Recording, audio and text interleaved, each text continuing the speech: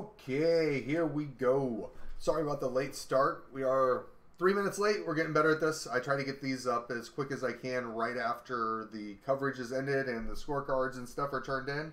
So here we go. I have no special guests tonight, which usually means I leave myself subject to questions and stuff like that that you guys may have. So if you have them along the way, feel free to shoot those out in the chat. Otherwise, I'll be pretty quick with this guy so we can go through here. Hey, what's up, Sean? How are you doing, man? Thanks for joining today. So we can get talking about some action because we have a couple players from Team Discraft that are in the top 10. I couldn't snag anybody to join, and I really didn't want to ask people tonight because every year at the Memorial, they do a Team Discraft dinner where they all get together, and tonight's the night for that dinner. So I didn't want anybody to have to feel like they were going to rush to get an interview or anything like that. Let them enjoy the weather. Let them enjoy hanging out with other disc golfers and that awesome time. So you guys are just stuck with me. If you don't like it, leave. No, don't leave. Please stay. Please stay. So I'll try to make sure that I'm checking out chat and everything along the way. But let's kind of dive into some of the action. Simon and Eagle, just wow again. They destroyed it. Sias also, Sias Elmore was on a rampage. Ricky, doing Ricky things. We don't get to our first Discraft Pro that's in the top 10 until we get to 7th place, where we have Paul Macbeth. 88% inside circle 1. I know putting's been a big thing that people have been looking at over the past couple tournaments. And it's been something that's been up and down, you know, depending on the rounds that you look at. So I was happy to see circle 1 putting not being ideal where it's at, but definitely being more acceptable than some of the lower numbers that I've seen in the tournaments, you know, in the last week's tournament and then earlier in the rounds. Hey, what's up? The two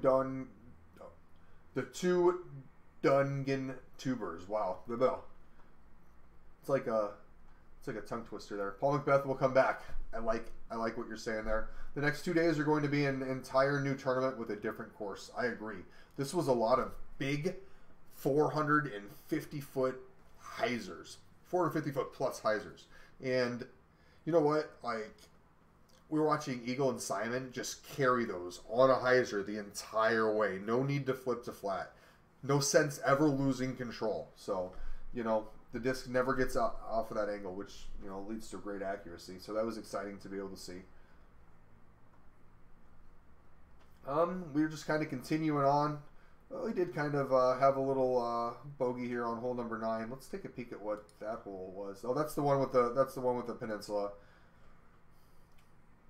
We talk about that hole. I think we talked about it yesterday with Ben. Oh, I'm gonna have to bring chat up on a different screen here. Hey, what's up, Kyle? MVP on the board. Yeah, I was excited to see Sias doing pretty well at this tournament. I was watching some of the coverage and kind of going back and forth, and he was doing some things. He was definitely doing some things. His putting was solid. Not gonna say anything bad there. Yeah, exactly, Alex. It's pretty amazing, like, how far they can just control a pure hyzer. Like, I can tell you what, I can reach 400 feet. I'm not going to do it on a hyzer the whole way. That thing's got to flip to fly. That thing's got to turn a little bit. Heck, sometimes, you know, if it's round 2 at the end of the day, I'm throwing like a crank SS, like, on a hyzer, needing it to turn a lot to get 400 feet. Because I'm old and I get wore out.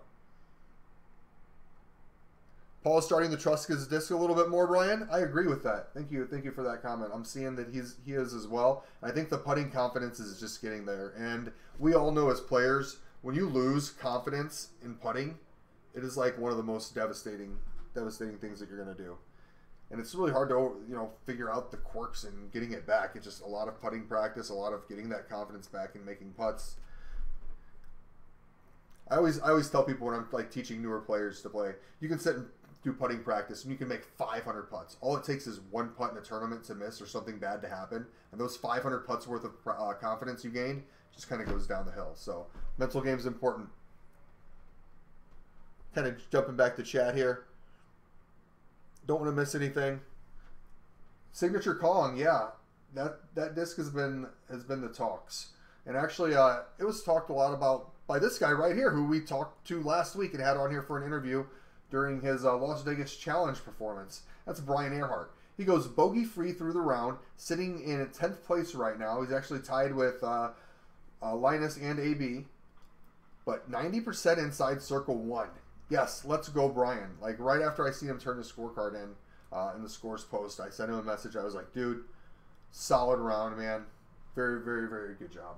And he was really excited about how his first round went as well. And the one thing that we see is this this course is a lot of righty backhand hyzers, and Brian is a lefty. There was a lot of lefty flicks too, so I'm excited to see if I know there's supposed to be some coverage from him yesterday that I need to catch tonight. Let me know if you've seen that, where it's at. Shoot me a link if you need to. Hey, what's up? Hey, what's up, Tristan? How you doing, man? But yeah, Brian, his putting is on. And look at this. One of my other, like, I'm really excited about this tournament because these guys right here are like two of my favorite Discraft people, Brian and Ben. And you get them together on a card, and it's one of the most insane combinations of just fun, but like still seriousness in the moment. I don't know. They just create this aura when you're around them. And anyone that's ever been around them, you know exactly what I'm talking about. I don't need to explain it anymore. Just come to a tournament and check them out. Like, it's pretty exciting. But Ben actually ran into trouble a little bit as he picked up a couple bogeys. He went for some bigger holes, and hole number 9 here. I think he went out of bounds yesterday on this hole. I'd have to go back and take a look to round 1. Let's see where Ben ended up sitting at there. Yeah, so we had just talked about yesterday. We will. Patrick Page was on. He was in chat and he had asked. Let me get the Discraft people back up here. He had asked Ben. He said, "When do you decide to like attack a hole? How are you going?" So Ben goes birdie, birdie, bogey, par, par, par. And Ben was talking about, you know, when you feel good about the shot, that's when you attack it. So evidently, it takes 3 birdies for Ben to feel good about going for that same shot that he bogeyed yesterday, and we had talked about when we had him on for the live interview. Yes, Sean, I'm glad to see Ben in there too. Macbeth's putting has sucked. I wonder what he changed. Hacky, you know what? I was at our local shop, the Iron Lion, earlier, and I picked up new putters for the season. Yeah, no more steady eds. I have switched. And I went out and I did I actually played some disc golf today. I played at a local course, and I practiced with these new putters, and wow. I've been missing out. I have been missing out by putting with steadies, because these putters, I bet you I get a good 4 feet of extra just straight glide from the same hit in these putters, and that's a big difference without having to change a lot, and I'm pretty excited.